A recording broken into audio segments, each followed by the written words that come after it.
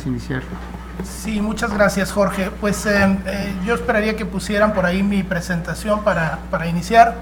Y mientras tanto, les comento simplemente que, bueno, reiterarles mi agradecimiento. Esta es una reunión pequeña, pero muy selecta, porque están los integrantes del proyecto que estamos iniciando, pero también algunos actores muy importantes vinculados con el tema que nos ocupa, que es la creación y escalamiento de pequeñas empresas intensivas en conocimiento. Y es, como dijo Jorge, pues lo dijo en inglés y no lo entendí, pero pues es el inicio de este proyecto en el que esta es una extraordinaria oportunidad para interactuar, para recibir retroalimentación de personas muy expertas en el tema, como los dos panelistas y como varios de los invitados que nos honran con su presencia en esta sesión. Quiero hablar muy brevemente de algunos antecedentes para que, digamos, para que me permitan compartirles esta experiencia previa de investigación y cómo hemos llegado a este proyecto que nos ocupará en los próximos par de años a un grupo de investigación con colegas de varias instituciones. Tratando de resumir algo que es una historia muy compleja, yo diría el antecedente directo de este tema, es decir, el tema que nos ocupa es cómo se crean y cómo escalan o avanzan las pequeñas empresas locales intensivas en conocimiento. ¿Cuáles son los mecanismos que están en juego y cuáles son los mecanismos a través de los cuales obtienen el conocimiento requerido para competir en estos mercados tan complejos? El antecedente de estos temas viene, por supuesto, de los estudios sobre las maquiladoras. La realidad, digamos, es el impulso más importante al desarrollo industrial de esta región, de toda la región fronteriza y de buena parte de la industria mexicana, viene de la llamada industria maquiladora de exportación. Hay un trabajo publicado justamente hace 20 años, que creo que, espero me permita resumir una parte importante del argumento. Un trabajo ha sido muy citado, es un trabajo que de algún modo resume una larga trayectoria de investigación aquí en el COLEF. Es un artículo que se tituló Maquiladoras de tercera generación, escrito por Walde y por Carrillo y Walde, en ese orden de autoría, y que se publicó hace 20 años. Planteaban ahí una tipología, en algún modo evolutiva, acerca de el desarrollo de las maquiladoras en México. Hablaba de 3 generaciones de maquilas, una primera que corresponde al modelo, digamos, convencional general de las maquiladoras basadas en el trabajo, en la intensificación del trabajo manual, una segunda generación basada en la racionalización del trabajo y una tercera generación de maquiladoras intensivas en conocimiento.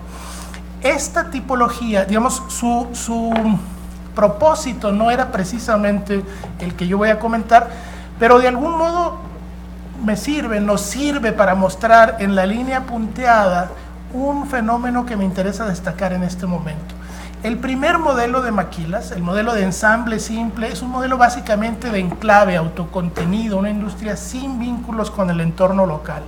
El segundo tipo, las maquiladoras de segunda generación basadas en mayores niveles tecnológicos, un poco mayor independencia de las empresas de las matrices y un énfasis mayor en la calidad, etcétera, generan un poco leves vínculos con el entorno, muy poca proveeduría local. Una de las características a lo largo de toda la evolución de estos diferentes modelos es que el vínculo con la economía local es muy pobre.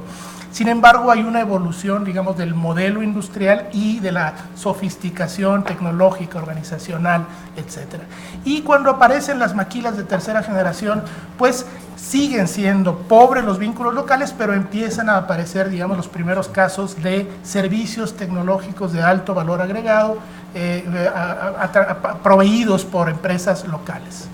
En general, el argumento es, insisto, no es lo que desarrollaron en ese modelo, pero es muy útil para utilizarlo como herramienta heurística para reconstruir también esta parte del proceso. Es proceso incremental de densificación de las relaciones de estas empresas multinacionales con el tejido empresarial e institucional de la localidad. Aún así, aún con esta densificación de las relaciones, pues digamos, la realidad no estamos diciendo nada nuevo, esto es ya el pan de cada día. Hay muchos estudios que han llegado más o menos a las mismas conclusiones acerca de, digamos, las limitaciones que tiene la empresa local, en particular la pequeña empresa, para incorporarse a las cadenas globales de valor y para convertirse en proveedoras de las grandes empresas multinacionales que son, digamos, líderes de los sectores más dinámicos de la economía. Aquí están enfatizados algunas y en diferentes contextos y regiones quizá esas limitaciones pueden ser más enfáticas que otras, pero en general, digo, el Banco Mundial y yo diría casi cualquier estudio sobre el tema llega a estas conclusiones. ¿Cómo se ha explicado en la literatura el vínculo de las empresas locales con las multinacionales? Básicamente a partir de la teoría o de la explicación de la derrama tecnológica y de productividad. La literatura, básicamente literatura económica, habla de cómo la operación de empresas multinacionales, en general de inversión extranjera directa, genera diversos tipos de derrama en la economía local. Ahí están los principales efectos que muestra la literatura sobre derrama, y enfatizado en rojo uno de las derramas, que es la que más nos interesa a nosotros, que es la derrama a través de la movilidad de los empleados, vía contratación de ex empleados de las multinacionales por firmas locales, firmas nacionales, o bien la creación de nuevas empresas por ex empleados, es decir, procesos tipo spin-off. Pero aún así existe una muy importante literatura sobre este tema, sobre los spillovers. Hay varios estudios en América Latina y en México, y sin embargo los propios autores, los propios teóricos de esta perspectiva reconocen que se sabe muy poco acerca de cómo funciona esto. Se pueden identificar los efectos spillover, pero no se ha estudiado los mecanismos sociales que están involucrados en esas derramas tecnológicas. ¿Cómo funciona a nivel micro el proceso de creación y mejora de estas empresas?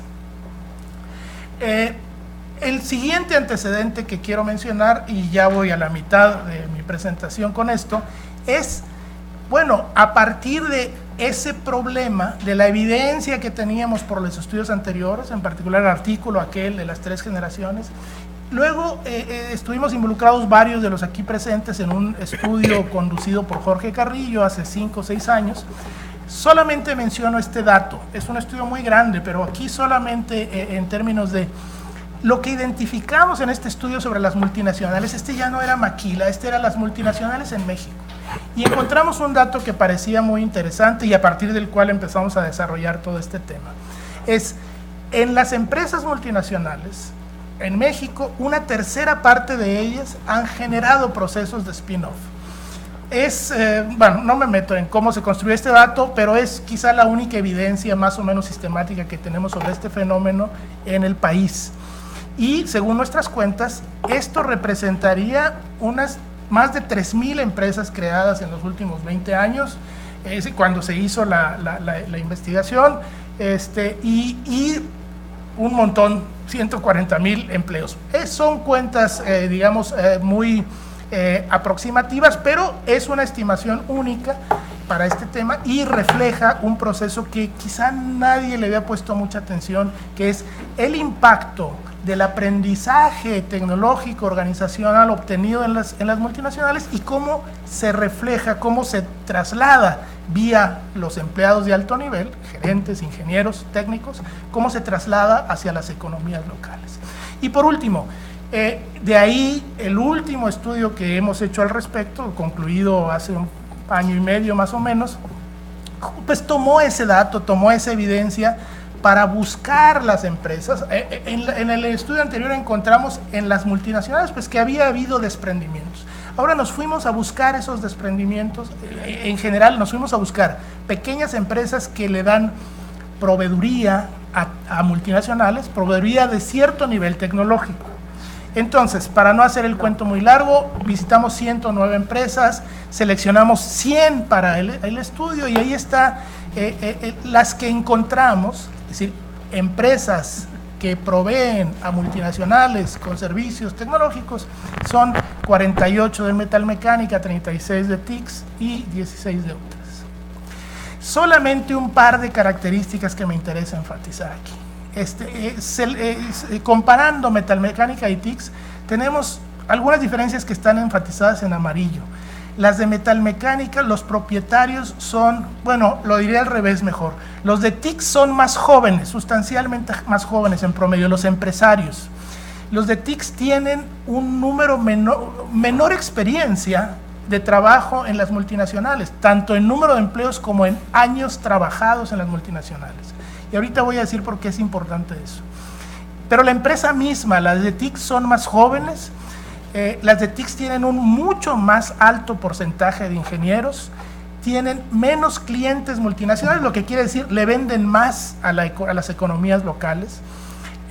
Y dos datos muy importantes, acuden mucho más a apoyos gubernamentales, a fondos públicos para desarrollar proyectos y a proyectos con las universidades locales.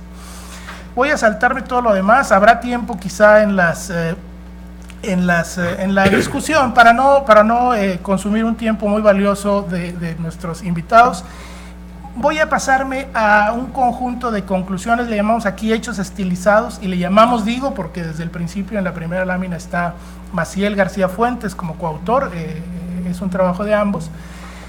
Algunas conclusiones que hemos obtenido. Uno, hay dos actividades principales en las que las empresas locales, y por empresas locales no nos referimos a Tijuana, son 10 ciudades diferentes en todo el país, ciudades caracterizadas por la presencia de multinacionales. Dos actividades en las que estas empresas participan como proveedoras, metalmecánicas y TICS. Algunas importantes, digamos, otras importantes son logística y mantenimiento industrial. No son las únicas, ¿verdad? Pero son las que aparecieron con mayor frecuencia. Este tipo de pymes han surgido en los últimos 20 años en una estrecha interacción con la operación de grandes empresas multinacionales. Y tres, las derramas de conocimiento de las multinacionales hacia las pymes suelen ser fundamentales para aumentar capacidades tecnológicas y de gestión, al menos en estas empresas que nosotros analizamos. En las empresas de metalmecánica y de TIC, los spin-off y el aprendizaje por interacción son los mecanismos más importantes. Luego de trayectorias de mejora vinculadas a su cumplimiento de estándares de calidad, las pymes locales suelen escalar a segmentos de alto valor agregado en la cadena de valor. 5. En el caso de las de metalmecánica, son empresas creadas y formadas como resultado directo de las operaciones de las multinacionales.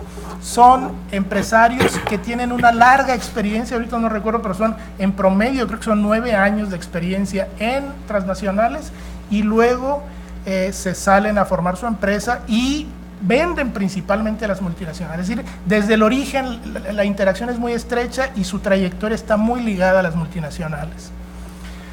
6. Los spin-offs están basados en la movilidad de ex empleados, generalmente respaldados por los conocimientos que obtuvieron en las multinacionales. 7. Los empleados involucrados en actividades de investigación y desarrollo tienen una amplia base de capacidades que se agrega a su entrenamiento avanzado. Y las 4 últimas, en los últimos 10-12 años, además de esta oleada, sobre todo de empresas de metalmecánica, surge esta nueva ola de pymes creadas por profesionales formados en las instituciones locales y que inicialmente estuvieron dedicadas a los mercados locales. Solo después se incorporan en cierta medida a las cadenas de suministro de las multinacionales. Es una nueva generación de emprendedores locales, más jóvenes, con menos experiencia laboral previa, con menos contacto con las multinacionales. La mayoría de ellos son ingenieros y pues como ya lo decíamos, utilizan más los fondos gubernamentales y colaboran más con las universidades y los centros de investigación. Es un tipo de empresariado más ligado al tejido social local y regional. Y en la mayoría de los casos analizados se puede identificar un proceso de coevolución de estas pymes con los sistemas regionales de innovación. no voy a meterme detenidamente a este diagrama que trata de sintetizar, solo se los comento de manera general, el argumento principal a través del cual pretendemos interpretar todo este proceso. Encontramos en la parte central del diagrama los tres imperativos, digamos, de la cadena global de valor, que empieza con la reducción de costos y la flexibilización de su base de proveedores, pero continúa con, dice capacidad de centralización, no es cierto, debe decir descentralización de capacidades.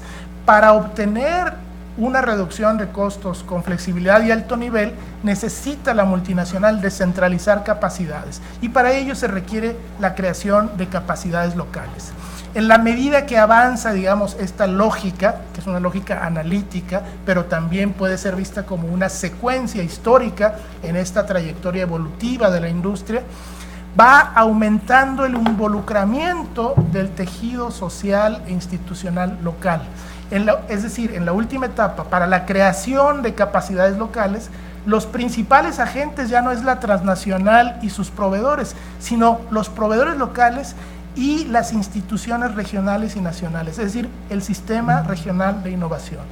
En la medida en que los sistemas regionales han madurado y han coevolucionado con los segmentos más dinámicos de la industria, entonces es que se pueden surgir en esos nichos empresas y empresarios capaces de proveer con todos los requerimientos de tiempo, estándares de calidad, etcétera, a las industrias líderes.